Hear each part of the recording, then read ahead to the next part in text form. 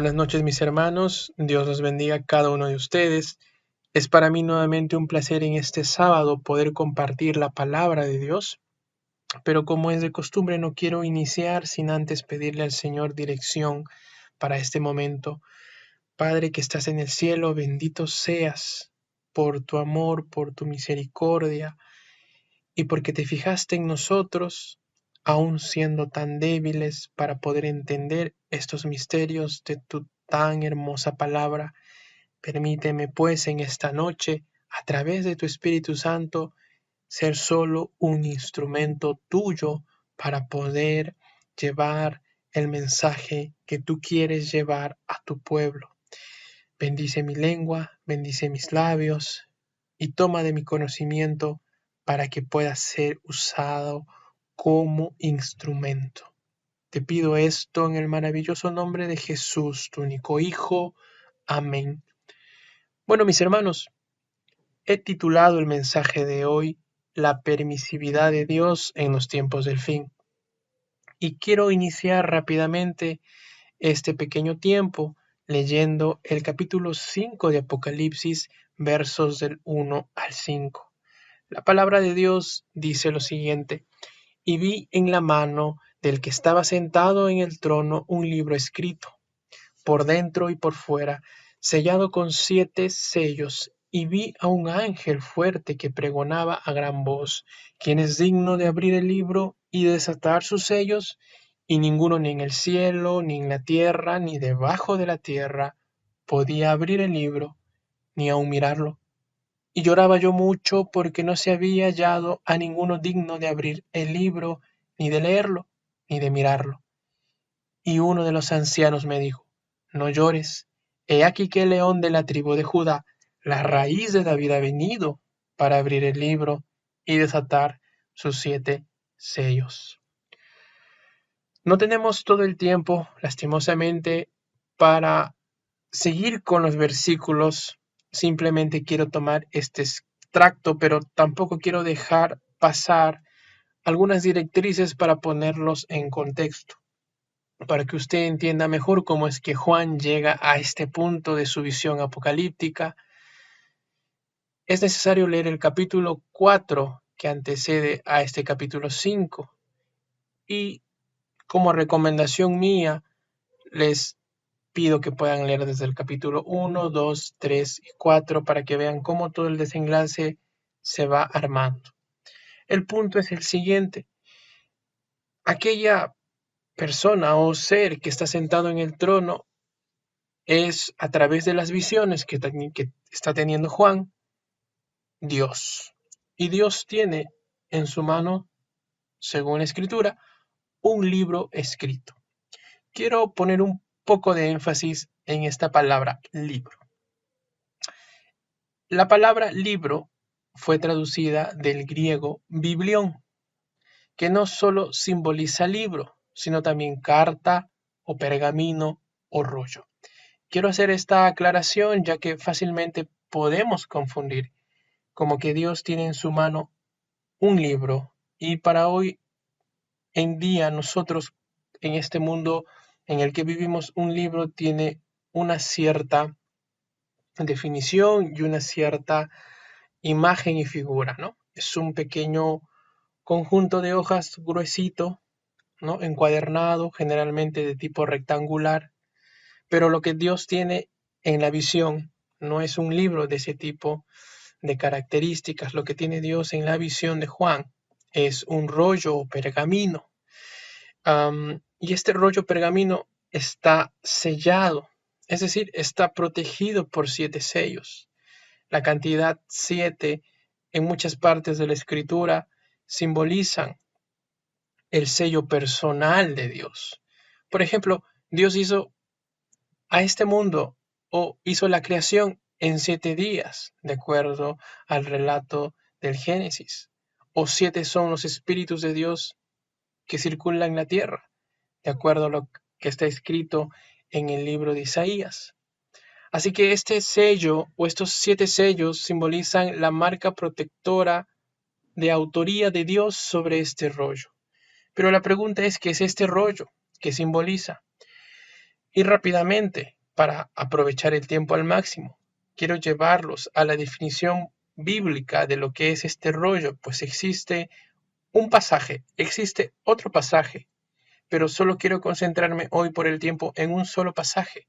De hecho, el otro pasaje que voy a dejar de pasar, mejor dicho, voy a pasar por causa del tiempo, eh, lo podría tocar en alguna otra oportunidad, pero prácticamente me ayudaría a explicar mucho mejor este punto. Pero creo que este pasaje de entre los dos que está en la Biblia con respecto al rollo es el más representativo. La palabra de Dios en Zacarías capítulo 5, versos del 1 al 4, nos cuenta algo semejante a lo visto por Juan en el libro de Apocalipsis. La palabra de Dios dice en ese libro, Zacarías capítulo 5, versos del 1 al 4. De nuevo alcé mis ojos y miré, y he aquí un rollo que volaba, y que me dijo, ¿qué ves? Y me dijo, perdón, ¿qué ves? Y respondí, veo un rollo que vuela, de 20 codos de largo y 10 codos de ancho. Entonces me dijo, esta es la maldición que sale sobre la faz de la tierra, porque todo aquel que hurta, como está escrito del lado de un rollo, será destruido, y todo aquel que jura falsamente, como está del otro lado del rollo, será destruido. Yo le he hecho salir, dice Jehová de los ejércitos, y vendrá a la casa del ladrón, y a la casa del que jura falsamente en mi nombre, y permanecerá en medio de su casa, y la consumirá, con sus maderas y sus piedras. Entonces, de acuerdo al contexto bíblico y dejando que la Biblia se explique por ella misma, tomando fuentes exclusivamente dentro de la palabra de Dios, podemos concluir que el rollo que tiene Dios en la visión de Juan, el cual es muy congruente en ambos relatos bíblicos porque ambos están escritos por dentro y por fuera, solo que el rollo de Juan es el mismo rollo que va a Zacarías, pero esta vez está enrollado y envuelto, y mejor dicho, está con unos 7 sellos. En la visión que tiene Zacarías no se especifica que tenga 7 sellos. Entonces, el rollo que sostiene Dios en la visión de Juan es la maldición que sale sobre la faz de toda la tierra. Yo no podría pensar que esta maldición es obra del maligno. Sin embargo, en el verso 4 de Zacarías se nos especifica que Jehová de los ejércitos lo ha hecho salir, es decir, lo ha permitido. Y este rollo tiene una maldición tan grande que vendrá a la casa del que mal procede, tomando como ejemplificación al ladrón, y lo consumirá o lo destruirá, y al que use el nombre de Dios en vano o jure falsamente, o el que no esté con Dios, también será consumido por esta maldición. Este rollo en síntesis simboliza la maldición que está sobre la faz de la tierra, maldición que viene a la tierra producto de la desobediencia del hombre hacia Dios, y que es muy similar o parecida con respecto a su descripción, me refiero a la maldición, con lo que se dice en el capítulo 11 de Deuteronomio. He aquí, yo pongo hoy delante de vosotros la bendición y la maldición. La bendición si oyeres los mandatos de Jehová vuestro Dios, que yo os prescribo hoy, y la maldición si no oyeres los mandamientos de Jehová vuestro Dios, y os apartéis del camino que yo os ordeno hoy, para ir en pos de dioses ajenos que no habéis conocido. Versículos del 26 al 28 del capítulo 11 de Deuteronomio. Es lo que acabo de comentarles. Esta maldición aparece en la faz de toda la tierra, para todos los seres humanos, en cuanto desobedecieron a Dios en el principio por equivocación de Adán y Eva. El pecado entró en todos nosotros, como lo dice Pablo. Y del mismo modo, no es necesario que una persona haya vivido en el pueblo de Israel para que tuviese una ley y que supiese que era bueno y que es malo. De hecho, el apóstol Pablo nos dice en gran iluminación, por así decirlo, pero la palabra adecuada sería en revelación del Espíritu Santo con respecto a este punto. Lo siguiente en el capítulo 2 de Romanos, versos del 14 al 16, por cuanto los gentiles que no tienen ley hacen por naturaleza lo que es de la ley, estos aunque no tengan ley, son ley para sí mismos. Voy a obviar los versos 15 al 16 para no profundizar mucho más. El punto al cual quiero llegar es que este rollo en el, que se encuentra en la mano del Señor Dios Todopoderoso es la maldición que circula sobre toda la tierra, producto de nuestra desobediencia. Y el ángel pregona a gran voz: ¿quién es digno de abrir este rollo? ¿Quién es digno de desatar sus 7 sellos? Es por eso que Juan llora mucho, porque si no hay nadie quien pueda desatar este rollo que es maldición para la tierra y que está en propiedad de Dios y está protegido con una protección de autoridad de Dios, esta tierra tiene el trágico final de ser consumida por sus errores y maldecida por la eternidad. Sin embargo, en ese tono tan desesperanzador aparece la figura de Cristo como el león de la tribu de Judá, como la raíz de David, que ha vencido particularmente para desatar la maldición que encadena a este mundo producto de nuestra desobediencia delante de nuestro Creador. No tengo el tiempo para leer los versículos del libro de Apocalipsis 5, del verso 6 en adelante.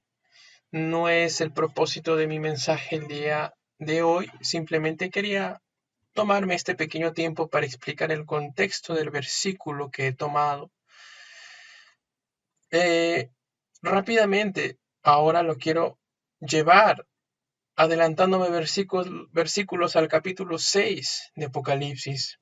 Quiero llevarlo en el momento en el cual el Cordero de Dios, que es Jesús, va a abrir los sellos.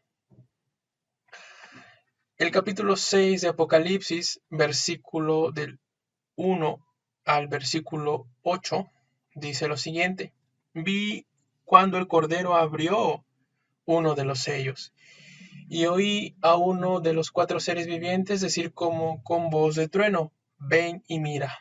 Y miré, y he aquí un caballo blanco, y el que lo montaba tenía un arco, y le fue dada una corona, y salió venciendo y para vencer. Cuando abrió el segundo sello, oí al segundo ser viviente que decía: ven y mira. Y salió otro caballo bermejo, y al que lo montaba le fue dado poder para quitar de la tierra la paz, y que se matasen unos a otros, y se le dio una gran espada. Cuando abrió el tercer sello, oí al tercer ser viviente que decía: ven y mira. Y miré, y he aquí un caballo negro, y el que lo montaba tenía una balanza en la mano. Y oí una voz de en medio de los 4 seres vivientes que decía: 2 libras de trigo por un denario, y 6 libras de cebada por un denario, pero no dañes el aceite ni el vino.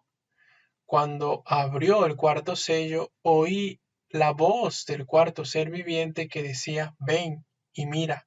Miré, y he aquí un caballo amarillo, y el que lo montaba tenía por nombre Muerte, y Hades le seguía, y le fue dada potestad sobre la 4ª parte de la tierra para matar con espada, hambre, con mortandad y con fieras de la tierra.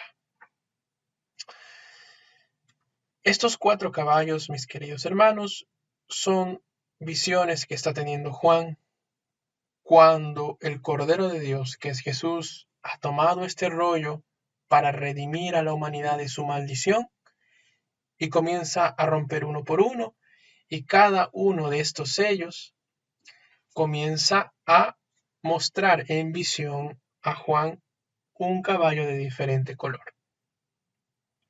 Estos 4 caballos, seguro los conoce, son los famosos 4 jinetes del Apocalipsis: el jinete blanco, el jinete bermejo, bermejo es un color medio rojizo, el jinete negro y el jinete amarillo. No tengo tampoco mucho tiempo para ahondar en cada uno de estos puntos, pero este es el capítulo cumbre que quería, a los versículos cumbre, perdón, a los cuales quería llegar para explicar la palabra de hoy. Pero tampoco quiero dejar pasar el tiempo y dar algunos pincelazos con respecto a los caballos. Estos 4 caballos, hay algunos que dicen que se manifestarán en los postreros días, otros dicen que siempre están recorriendo la tierra. Yo personalmente creo que estos caballos han circulado el mundo entero siempre. Siempre han habido guerras, siempre han habido hambres, siempre han habido pestes. Por decir una peste, la peste bubónica. Guerra, la Segunda Guerra Mundial. Hambre. En la época de José, cuando estaba en Egipto, hubieron 7 años de hambruna. Es decir, estos caballos, a mi punto de vista, y claro, no puede estar de acuerdo conmigo, no es el punto, han circulado por la tierra siempre. Pero también creo personalmente que en los tiempos del fin, muy en particular, la magnitud de las consecuencias de estos caballos van a hacerse sentir cada vez más. Y estos 4 caballos tienen un contraste muy directo con lo que Jesús dijo en Mateo capítulo 24, versos del 5 al 8. Porque vendrán muchos en mi nombre diciendo yo soy el Cristo, el caballo blanco.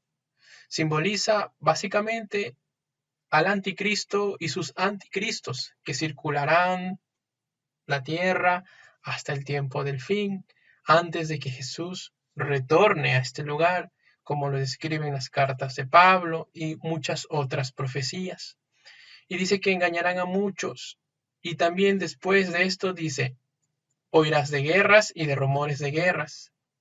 Mirad que no os turbéis, porque es necesario que todo esto acontezca, pero aún no es el fin, porque se levantará nación contra nación y reino contra reino, y habrán pestes, ese caballo que veíamos hace un momento, pestes y hambres, y terremotos en diferentes lugares, y todo esto será solo el principio de dolores. La consecuencia de liberar a este mundo de la maldición la cual adquirimos por Adán en el fin de los tiempos es ilustrada por estos caballos. El caballo blanco, que simboliza al anticristo y sus poderes, que en el fin de los tiempos irá cada vez adquiriendo más poder, pero no por sí. El caballo bermejo, que simboliza la guerra, la destrucción, irá adquiriendo mayor poder, pero no por sí. El caballo negro, que simboliza una injusticia, hambre, con respecto a la libertad para poder comprar el sustento del día a día, o escasez, o crisis económica también, incrementará en el fin de los tiempos, pero no por sí. Y finalmente el caballo amarillo, el cual tiene como nombre muerte, que circulará por la tierra más y más en los tiempos del fin y hará más estragos, cabalgará, pero no por sí. A todos estos caballos, si usted ha notado claramente y ha sido un poco observador en lo que he leído, no es que tengan poder y que Dios no pueda controlarlos. A veces uno lee estas partes del Apocalipsis y se asusta o entra cierto temor en el corazón, o a veces nos lleva a pensar que Dios pues no puede lidiar con esta maldad y es tan fuerte que Él está entre una lucha entre el bien y el mal. Personalmente creo que Dios es todopoderoso. No hay nada que lo pueda contener y no hay nada que le pueda hacer frente. Dios es Dios soberano sobre toda la tierra. Y sobre Dios no hay nada que se pueda poner o oponer, porque Dios es soberano, inmensamente rico en poder, en gloria. Pero Dios permite cosas según su voluntad, y Dios permite a estos caballos circular la tierra. Como les decía, personalmente creo que estos caballos han circulado siempre en la humanidad. Podemos citar muchos ejemplos, pero en los últimos tiempos, cada vez que nos acerquemos a los tiempos del fin, las consecuencias de estos caballos se harán haciendo más notorias día tras día, y sus consecuencias de hambre, destrucción, peste y muerte se manifestarán más y más conforme nos vayamos acercando al tiempo del fin. Pero quiero recalcar que estos caballos no actúan porque sean muy fuertes, simplemente actúan porque Dios se los permite.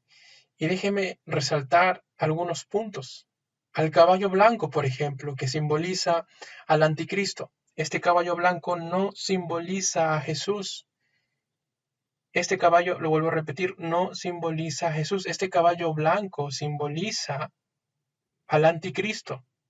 Simboliza lo que ha de venir antes de que venga Cristo, un gobernante mundial que trate de unir a todas las naciones del mundo en pos de la desobediencia hacia el verdadero Dios único y poderoso, al cual hoy en día nosotros tenemos el agrado y la oportunidad de conocer. Así como vinieron muchos anticristos a lo largo de la historia, este caballo blanco, que simbolizará en el tiempo del fin la venida del anticristo, se le dará, como dice el verso 2, se le dará una corona, y salió venciendo y para vencer, porque se le dio esa corona, se le permitió circular por la tierra. Hermanos, Dios permitió y permitirá que el anticristo venga a esta tierra. No es porque el anticristo tenga mayor poder que Dios y que están luchando uno contra el bien y el mal, no. Dios le permite a Satanás obrar porque Dios tiene un propósito con respecto a ello. El segundo caballo es el caballo de la guerra. Figúrese lo que dice el verso 4. Le fue dado poder para quitar. No es que tiene poder para quitar, le fue dado ese poder para quitar la paz y que se maten unos a otros. Es decir, Dios le dio a esa figura del caballo rojo que simboliza la guerra, le fue dado ese poder para quitar la paz de la tierra. No crea que la guerra va a venir cuando venga un caballo rojo cabalgando por el cielo, no. La guerra puede aparecer en cualquier momento. Si no, pregunte a aquellos hombres en la Europa de 1940 cómo apareció la guerra de un momento a otro. Podían estar comiendo, podían estar disfrutando de la vida y en un momento estalló una bomba. Dios le permite a este caballo que simboliza la guerra quitar la paz de la misma. El caballo que es o que simboliza el tercer caballo, el caballo negro que simboliza la crisis económica, el hambre, también se le permite hacer cosas. Y este caballo tiene una balanza, pero dice que se les ha permitido todo, pero que no dañe el aceite y el vino. No tengo tiempo para explicar con respecto a este tercer caballo, el cual es muy interesante poder ahondar, pero por el tiempo no lo puedo hacer. Pero quiero puntualizar y enfocarme que también se les ha dado o se les ha permitido hacer toda esa destrucción y se le dice exclusivamente no dañes el aceite ni el vino. Puedes hacer todo lo que tú quieras, pero no dañes el aceite y el vino.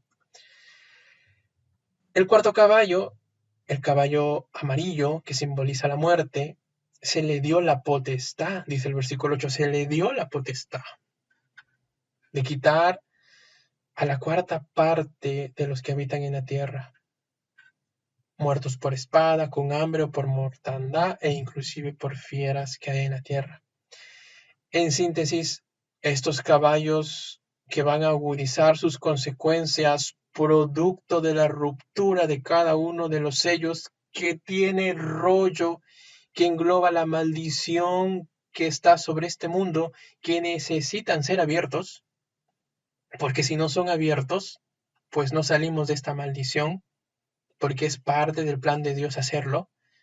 No vienen porque básicamente sean más fuertes que Dios, vienen porque está en el plan de Dios hacer esto, es parte del proceso que a veces en nuestra mente tan finita y tan pequeña no podemos comprender. Esta posibilidad que se les da a los caballos de herir a la tierra es producto de la permisividad de Dios. Dios lo permite, Dios permite que esto pase. Y se usa este término permitir, porque Dios pudiese no permitirlo, pero según el texto bíblico nos dice que lo va a permitir e inclusive se le va a dar de provisión de Dios o de la permisividad de Dios para que hagan los estragos que tengan que hacer. A primera vista, cualquier persona que lea esta parte de las Escrituras va a entender que esto es un castigo compuesto, y cuando me refiero a compuesto, me refiero a que trae muerte, guerra, anticristo, pestes, dado por Dios para los moradores de la tierra. Y es un punto de vista válido. Creo que cualquier persona lo miraría desde ese punto de vista. Pero no podemos concluir algo tan superficial, mis queridos hermanos, que tenemos que considerar ciertas variables de la ecuación de la vida en la que vivimos. Es fácil decir, Dios nos está castigando, pero en ninguna parte del texto que yo leí lo dice explícitamente. Es por eso que tenemos que leer la Escritura y entender que la Escritura nos está tratando de explicar algo que a veces se nos olvida. Para entender este punto del por el cual Dios, mejor dicho, permite que estos caballos circulen la tierra y hagan estrago más, pero más profundo y fuerte en el fin de los tiempos, es por 3 puntos. El primer punto, las personas de este mundo se han alejado de Dios voluntariamente. Nadie les puso sobre la cabeza un arma y les dijo, niega a Dios, no. Se alejaron de Dios voluntariamente, con el fin de poder definir por ellos mismos lo que es bueno y lo que es malo.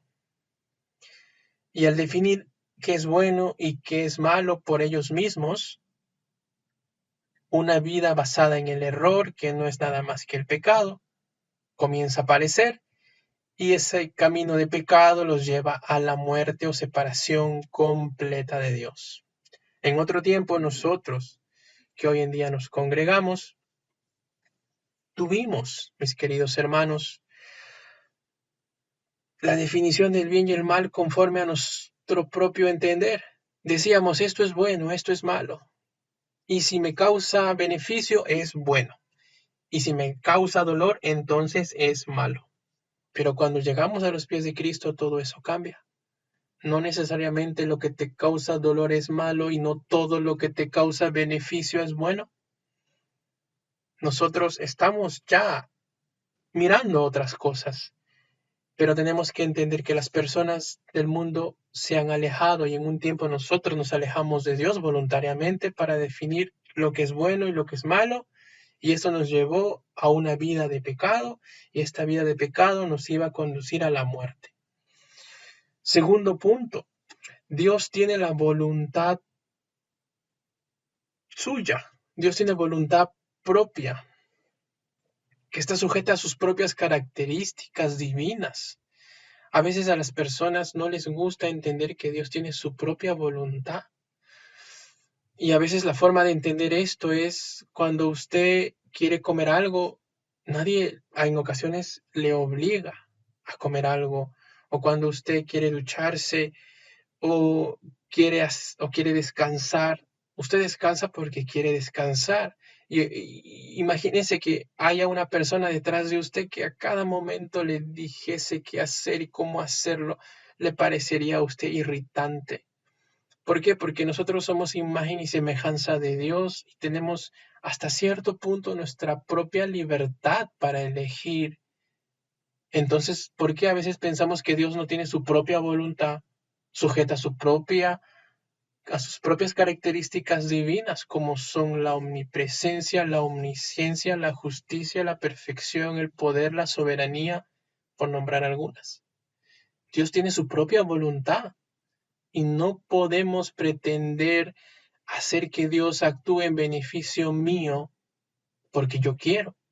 Él es un ser independiente. De hecho, le debemos la vida a Él y somos sus creaciones. Y a veces eso choca con la mente del hombre que no quiere aceptar a Dios. Somos criaturas de Dios, pero a través de Jesús hemos llegado a ser hijos de Dios y deberíamos comportarnos y debemos comportarnos diferente. Ese es el segundo punto. Tercer punto, Dios está obrando en un mundo caído por la descendencia de Adán, de la cual todos nosotros somos partícipes. Está obrando en un mundo caído y corrompido por los errores, que no es nada más que los pecados, con el fin de reemplazar este mundo por uno nuevo. Figúrese la forma de actuar de Dios. Dios no va a reparar este mundo. En ninguna parte de la escritura dice que Dios va a reparar este mundo. Cuando usted termina de leer el libro de Apocalipsis habla de un cielo nuevo y una tierra nueva. Dios no va a reparar el hombre, Dios va a hacer una nueva criatura, una nueva creación.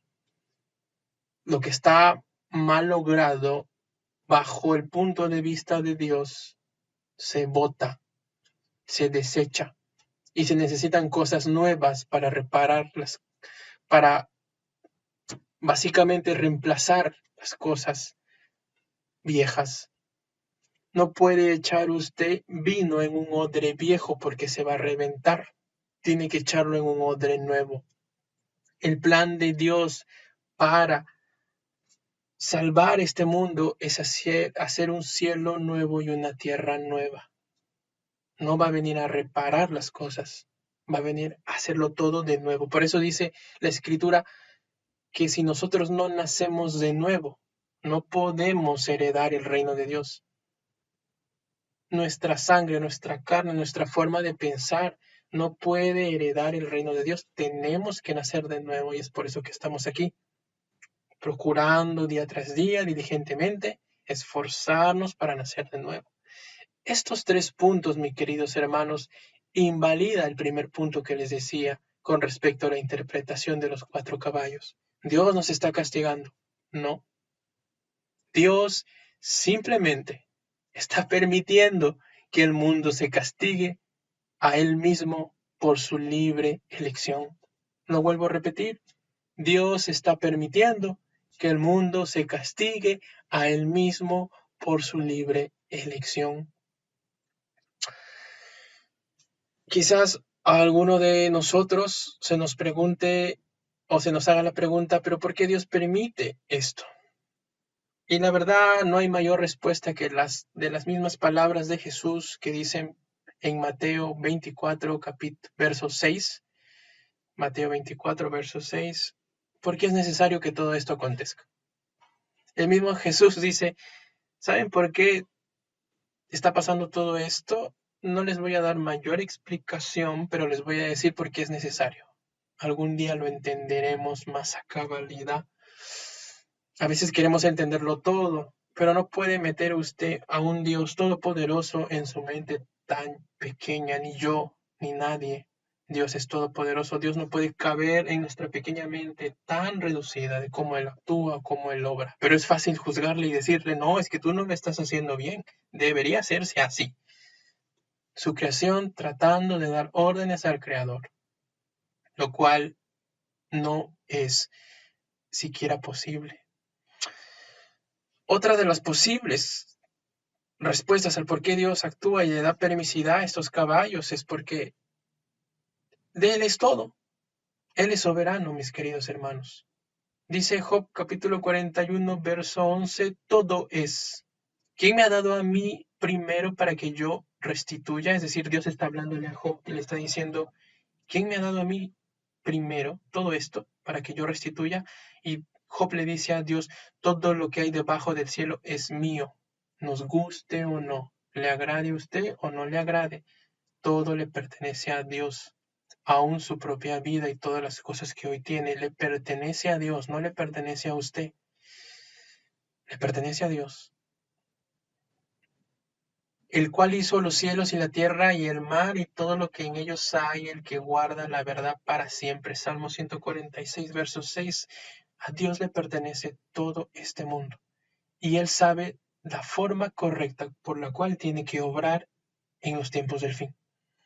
A veces nos gustaría que fuese menos doloroso.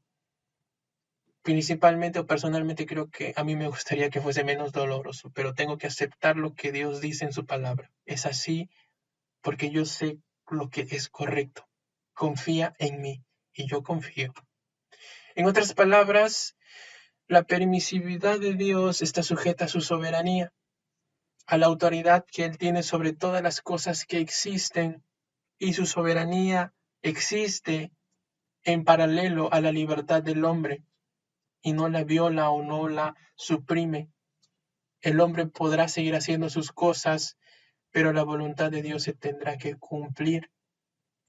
Es por eso que Dios permite que estos caballos circulen la tierra, o siempre, a mi punto de vista, como les digo, no debe estar de acuerdo conmigo si usted no quiere, han circulado siempre, pero en el fin de los tiempos van a circular con mayor magnitud y sus estragos se van a hacer sentir en esta tierra.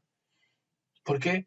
Porque simplemente Dios lo permite, Dios sabe qué es lo correcto y qué es el camino. Jesús dijo, es necesario que todas estas cosas acontezcan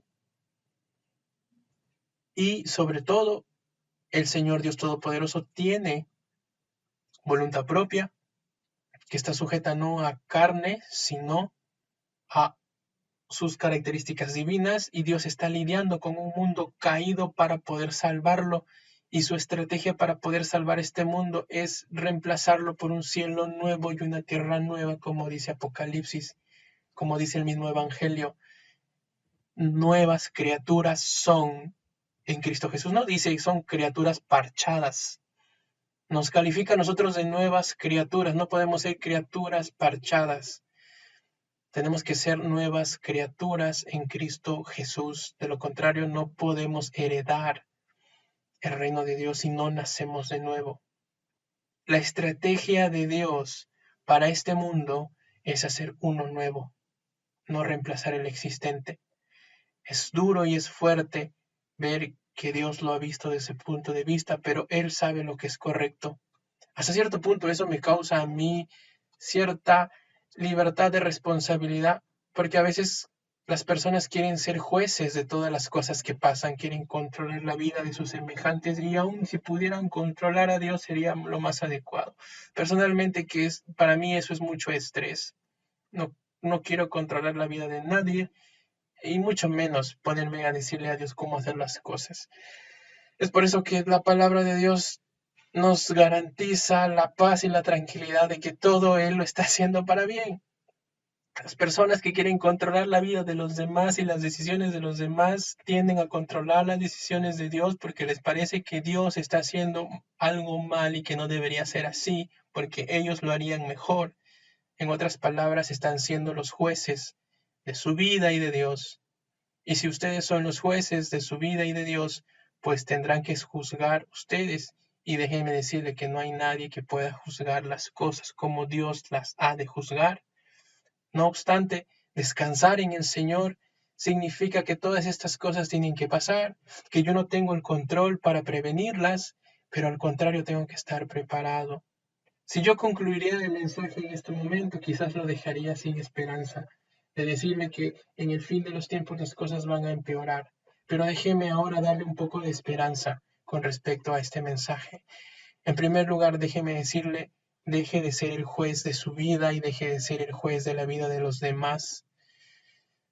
Hay un único juez que tenemos nosotros y ese es Dios. Hay un único Salvador que nos quiere librar de esa carga, que a veces es sencilla para nosotros, pero por sutilezas de las fuerzas del mal, tendemos a ser nuestros propios jueces y a culparnos y a culpar a los otros y decir, no tomes esta decisión porque no quiero que lo hagas, y decirle a Dios, no, esa parte de Apocalipsis que leyó el hermano Ángel de hoy no debe estar, hay que excluirla de la Biblia porque es malo. Dejemos de ser los jueces y dejemos que Dios obre y permitamos que Dios obre. Y confiemos en que Él va a obrar de la mejor forma. No tenemos que tener miedo cuando leemos estas cosas. Al contrario, nos debemos sentir satisfechos porque Dios nos está llamando a una vida mejor y nos ha llamado a ser nuevas criaturas en Cristo Jesús. No tengo tiempo para concluir el mensaje como quisiera concluirlo, pero quiero citar que en el capítulo 3 de Daniel se encuentra una historia muy hermosa donde tres hombres llamados Sadrach, Mesach y Abednego no doblaron sus rodillas frente al rey de Babilonia ni a su estatua y prefirieron ser quemados antes de ceder y confiaron en Dios y Dios los libró del fuego. Hermanos, no importan las cosas que hayan de venir en esta tierra, siempre y cuando nosotros estemos en Dios y siempre y cuando nosotros estemos junto a Dios. Concluyo con este salmo, básicamente que dice, el que habita el abrigo del Altísimo morará bajo la sombra del Omnipotente. Diré yo a Jehová, esperanza mía y castillo mío, mi Dios en quien confiaré. Él te librará del cazador, de la peste destructora, y con sus plumas te cubrirá, y debajo de sus alas estarás seguro. Escudo y adarga es su verdad. Hermanos, no importan cuántos caballos puedan venir, y sabemos que se va a poner peor, pero si nosotros habitamos en el abrigo del Altísimo, moraremos en su sombra. Él nos protegerá como protegió a los tres valientes en Babilonia. Concluyo con esta frase. El pueblo que conoce a su Dios por el testimonio de Jesucristo revelado por medio del Espíritu Santo, no perecerá. Lo vuelvo a repetir. El pueblo que conoce a Dios por el testimonio de Jesucristo revelado por medio del Espíritu Santo, no perecerá. Espero que este mensaje le haya servido de edificación. Y conmigo será hasta otra oportunidad.